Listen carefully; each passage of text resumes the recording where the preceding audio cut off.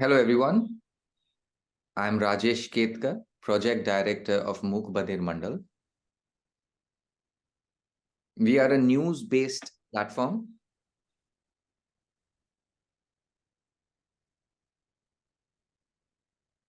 We recently got an award from YouTube for having more than 1 lakh people liking and subscribing to our content. The reason for us putting up this platform is because most of the content, news, for example, in Doordarshan and other platforms, is not exactly accessible for deaf people, even though they have sign language interpreters. But deaf people and the education system, or the knowledge, or the general knowledge, or the information around is not very accessible because they have been missing out on a lot because of inaccessible environment and education. So we need to make the content appropriate, deaf friendly, add a little more background. So many children, so many deaf women don't know about nutrition, health, don't know about successful role models like you, Aditya. That is the reason we want to give the platform to people who have successfully navigated challenges in their life and have set up something in their life, something big. Mook Badir Mandal was established in 1972 by Amrut Parikh, a deaf person himself, whose goal was to ensure more deaf people get into entrepreneurship. For example, stitching and tailoring. A lot of deaf people at that time were happy to set up their own businesses. But now we see people not wanting to buy so much of stitched or tailored clothes because so much is available ready-made. Deaf people who want to get into entrepreneurship face a lot of issues. For example, training, funding, communication issues. But there are people who have set up street food or hotels or restaurants. And we want to get role models who have succeeded in their life. For example, Vandana, she was reading the newspaper and found your story about how you successfully navigated the challenges and set up a business platform. We were all surprised when Vandana told us that Aditya, he faced a pinch moment when somebody told him that, mocked him that he was fat, and through his own experience of working through becoming fit, he also set up a business. Thank you so much, Aditya. You are a very, very busy person, but giving us this time really means a lot. So thank you. I'm also happy to have a sign language interpreter with us. His name is Saurav. As you would see, deaf people do use a different language. So sign language interpreters are important for us to communicate to hearing people. There were a lot of comments, when we did a story about you. They wanted to know how you navigated your journey, how you set up your business. So in Surat, where you have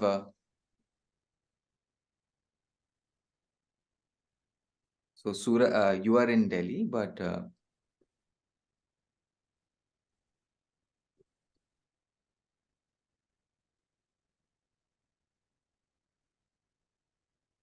so you are from Delhi, but you I get am a from lot Delhi, of but the peanuts are being items you get from procured Surat, from, right? yeah, manufacturing is also in Delhi. I'm allowed to speak, right? Just a second.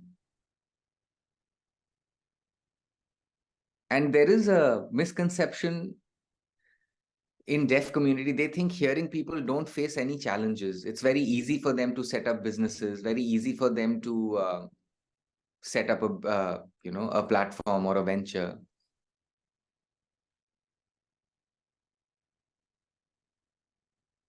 One big issue for deaf people is the need for communication access.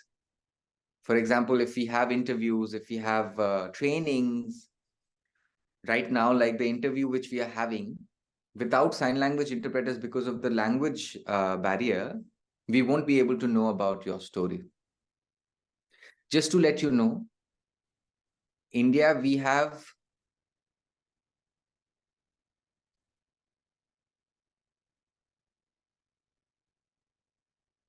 18 million, 1.8 crore deaf people in India, just to give you a number, a rough data. And there's a lot of lack of awareness about the needs of deaf people. But one important need is communication access. But the interpreting community is also at a very beginner stage. We are growing. Deaf people, as you can see, their first language is Indian Sign Language, ISL.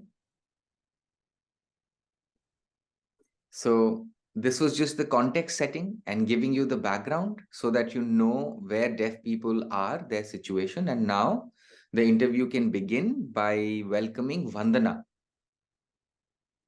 Hi, hello, I am Vandana.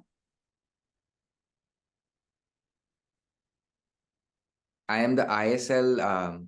I translate news from English to ISL and give it to Mukbadir Mandal. So I manage the content.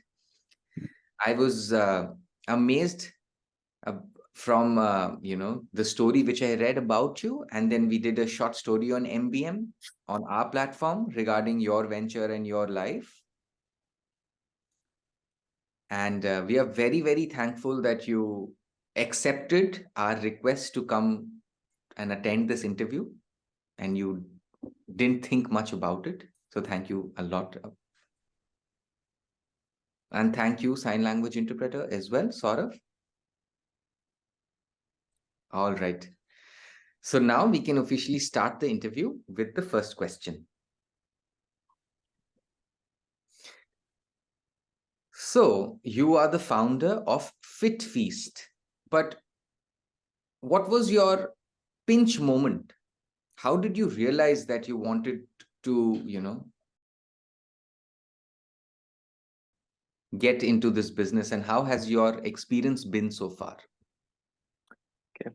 So before I start answering the questions, first of all, I'm very grateful for this opportunity to come here on this platform and help my brothers and sisters who are there. Think you thank me, but on an honest note, I'm more thankful to you for being given the opportunity to help someone and help the society at large. So, regarding the question, the pinch moment, as you rightly mentioned, was driven from my weight loss journey. I used to be a 90 kgs chubby kid, and I personally struggled a lot with losing weight.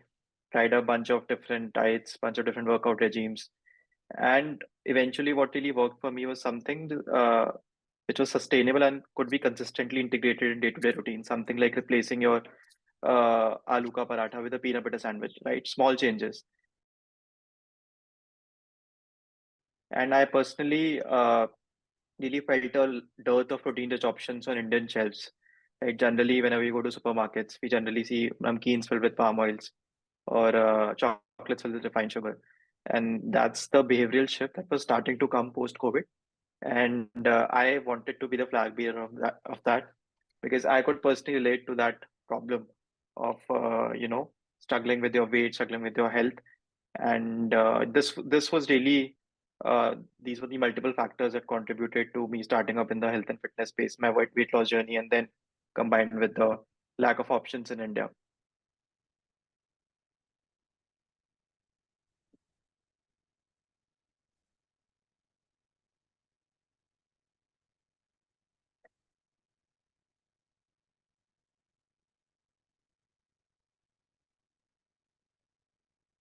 Wow, wow. So do you think I can say that if you wouldn't had been plump or fat, if we can use the word, you wouldn't have set up this business? Absolutely not. Not in this space. I would have been an entrepreneur because the way I am wired, I always wanted to do my own thing from the very beginning. So I would have still been an entrepreneur, but most probably not in this space. Probably something else which I could relate more to. I personally feel whenever you are jumping into entrepreneurship, if you are fortunate enough to pick a problem you're passionate about, right? Giving you an example, let's say you're really passionate about music, just an example, right? You play the guitar or you play the keyboard, then picking a problem that solves for the that solves in that particular industry, right? That would be much more feasible because you will be personally connected to that problem, and whenever you're struggling setting up your business, because struggling is inevitable, you'll be struggling a lot, you'll be facing rejections, failures. So if there's that personal connect with the business that you're trying to build up, then you can face those rejections and those failures. So I always recommend, if possible, start up a business in a space that you're personally connected to.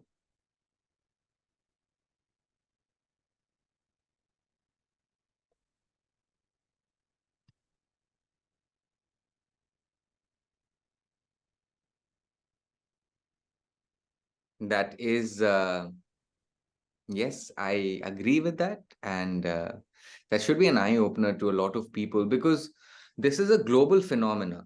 We are talking about the 21st century because of the food habits. A lot of people are facing obesity issues, and a lot of people, there are people who can ignore comments from society, comments from family, but you were someone who could not, right? You felt bad when these comments came to you, right? Correct. I felt bad, and I think when you speak about feeling bad, there are two ways you can think about it. Either you take it as destructive criticism, that you go in a shell and don't really talk to anyone and just try to destroy your life. Other way to look about it is you take it in a constructive way.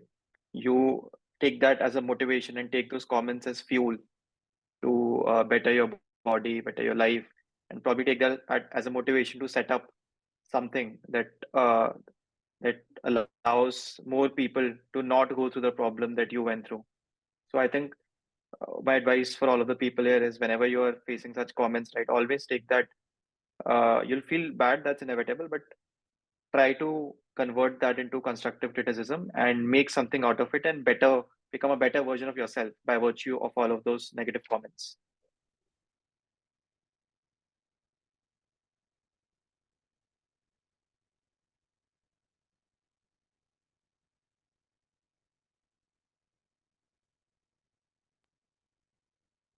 So the importance of feedback, and whenever it is constructive or negative, there's always a learning to it. That this is how we learn, this is how we develop. So thank you for sharing that with us. So that was great. Now going on to talking about some challenges which you might have faced through the journey. For example, investment, or during the initial phases, how to connect with like-minded business houses or companies. So were there challenges, and would you like to talk about some of them? Absolutely, there were multiple challenges. Uh, the biggest challenge came in because I was young. I was only 21, 22 when I had the idea, and I had to talk with stakeholders to get the product made. For example, I had to figure out a manufacturer who could manufacture the products under my brand name, right? Because obviously I did not have the initial capital to set up my own manufacturing unit. So visiting manufacturers when I was only 21, and it was very obvious to them that I would not put in like a very big investment. I would only give them a small order initially. So convincing the manufacturers to do contract manufacturing for our products like peanut butters or chips or shakes or bars was difficult. But again, if 9 people reject you, then there's always that 10th person or the 10th company that accepts your offer or agrees to make products for you, right? So there were rejections from the manufacturing end. Then from a capital standpoint, I put in my personal savings that I had from my 2 years of working in a job.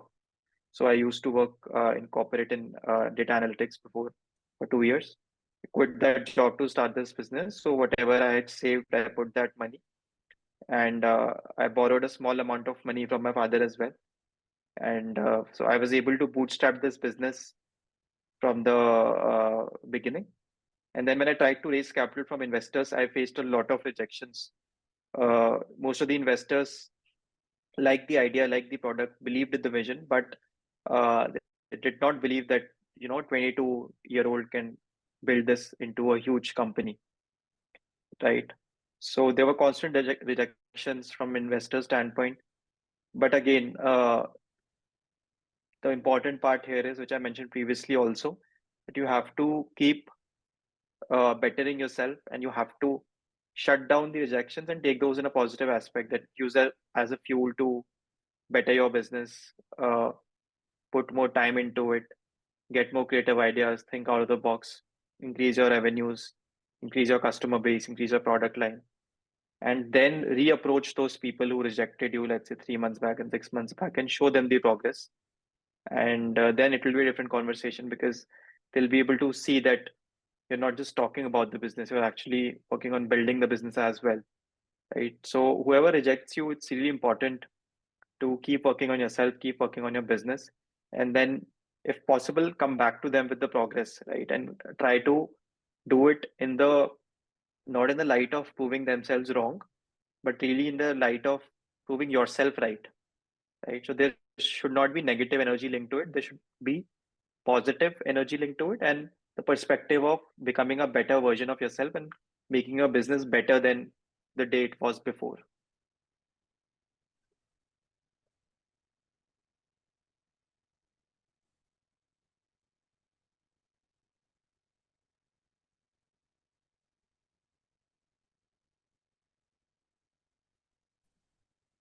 Amazing. So what I see is the mantra never give up, right? That's what I got from this. So waving hands for that. So establishing Fitfeast, and I'm sure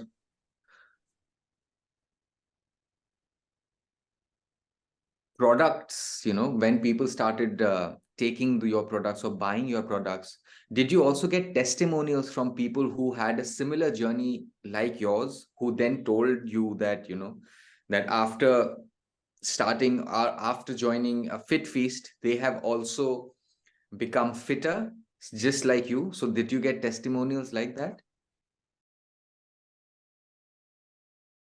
Yes, a lot of them. So I have a couple of stories that I'd like to share. So there's a customer. She's a mother. She's, I think, in her 50s, and she has a 10-year-old kid called Aryan. Okay, and they consistently buy her white chocolate peanut butter. And her son earlier used to have Nutella, which is unhealthy chocolate spread, which is full of refined sugar.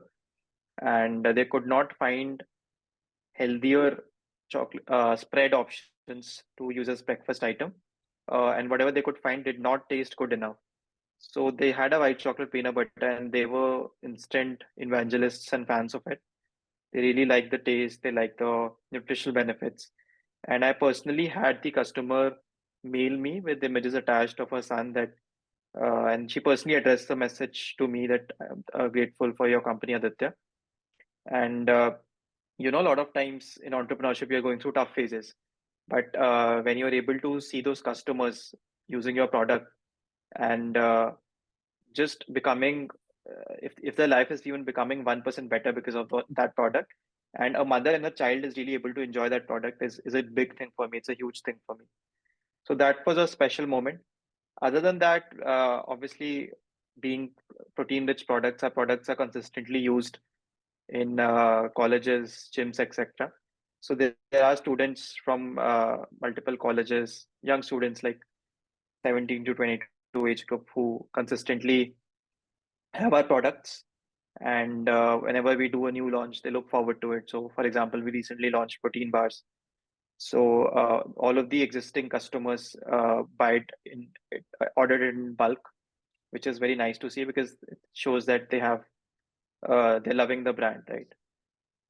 Yeah, so these are a couple of specific examples.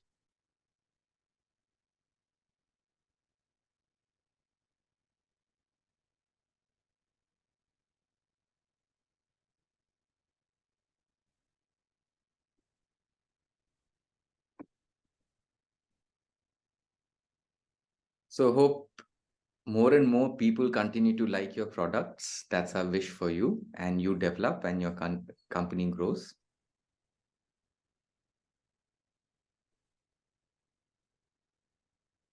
So you are, someone very different than others. You got your idea when you're 21, you set up your business, it's already 3 years.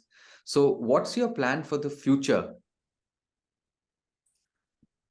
What is your aim? Do you want to expand your product line, or you want to venture into something else? Yeah. So I think currently we've just started. We've only touched the tip of the iceberg, and our plan is to first of all expand the current product categories that we have. Dig deeper into the customer base. We want to expand our customer base. So this year we launched protein shakes and protein bars. We want to expand the distribution channels for them. We have recently started up selling in offline channels.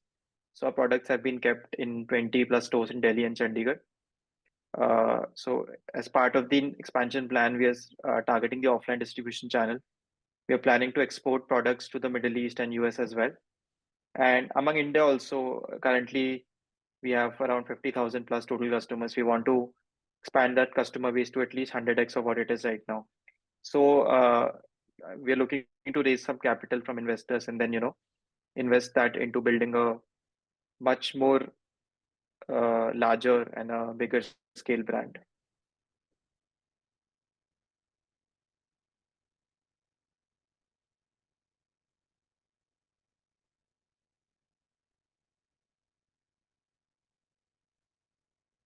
This really amazing and little surprising actually that you have a huge plan, a big aim, because it's a long-term plan, because not many people think so much in the future. Uh, they want to have a better time. They want to have a good time. At this age, they are more interested in enjoying, in having a relationship, partying and stuff like that. But you are someone who has a long-term vision. So really shocking. One more question is that the Fitfeast product line is basically healthy and wanting people to shift to healthier options so that they can take care of their weight, but also want to understand that there are persons who have, for example, diabetes and other health issues. They have a lot of restrictions in food, so do you have some options for that community as well? Yes, so specifically for diabetics, right? Generally, the conception is diabetics should not have any form of sugar. They should not have natural sugars also, right? But they can have natural sugars in restricted quantities. So our products do not have refined sugar, but obviously because they are sweetened, they do have natural sugars from dates and honey, right? So diabetics can have our products, but in moderate quantities. In the being very transparent, we do not market our products to be specifically used for someone who's diabetic. But yes, if they're like craving for something healthy, having a Fitfeast peanut butter is any day much better than having a chocolate spread for a diabetic, right? And generally, again, we're trying to not cater to uh, any specific customer in terms of illness or in terms of the problem that they're facing. We're trying to solve the problem of not having enough protein in your day-to-day diets for the everyday person, right? For a family in which a mother can have it, a kid can have it, a 18-year-old young teenager can have it, right? A father can have it. So we are trying to have multiple customer cohorts that we can target and make it suitable for multiple age categories and not just limited to a specific health ailment.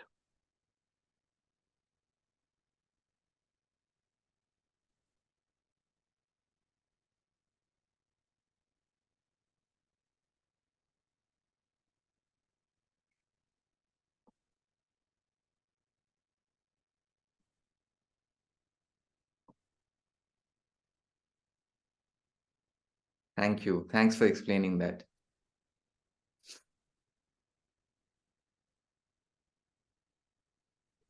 So now we would also like to, ask something about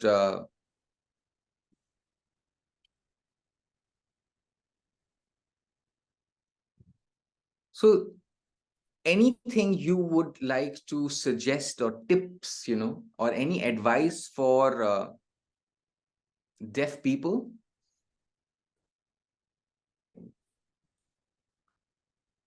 related to deaf people who, advice for them to live healthy, and for deaf people who are aspiring business people? Any advice or any tips?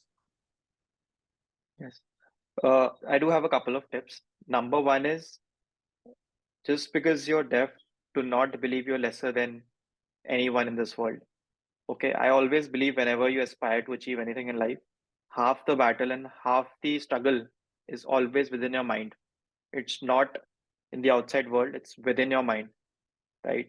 In entrepreneurship, also, if you can control your mind, right, you can win almost half the battle. So if you're deaf, does not mean you have less resources. Yes, you might have to struggle more to achieve the same aspects, but you can take that in a positive light as well, that you have dedicated resources that are willing to help you, like this NGO.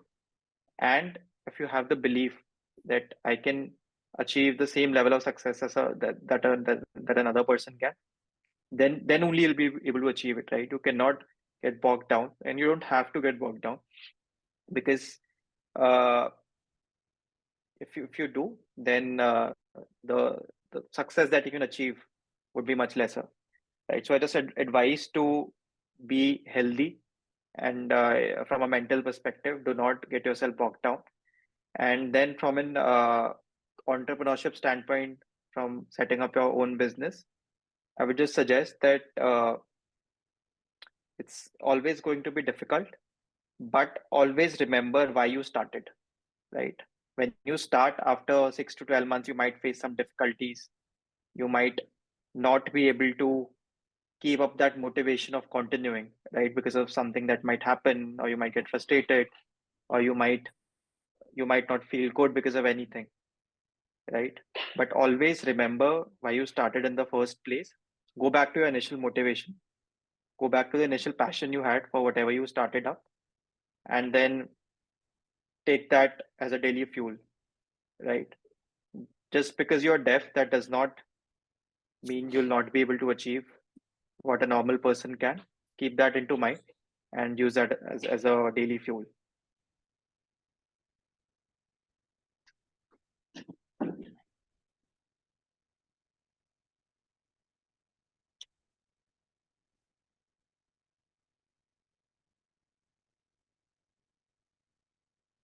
Thank you so much for the advice. Really rich ideas, which I am sure a lot of people from our community who will be viewing this video, they will definitely benefit from it. The pleasure is all mine. I'm very grateful for you people, the work that you're doing for the society. And just on a side note, I can relate to you people because I also run an NGO on the side. It's called SK Children Foundation. We provide education to underprivileged children, and I'm the director of that foundation, right? So uh, this is something I do on weekends on the side. So I 100% I can I have deep respect for all the people in this foundation, and Vandana and you, Saurav, who are working towards this cause and really helping uh, people, right? Helping people actually in need. So very, very grateful for this opportunity, and pleasure is all mine. And I'd like to send some products also if I can get some address of the NGO or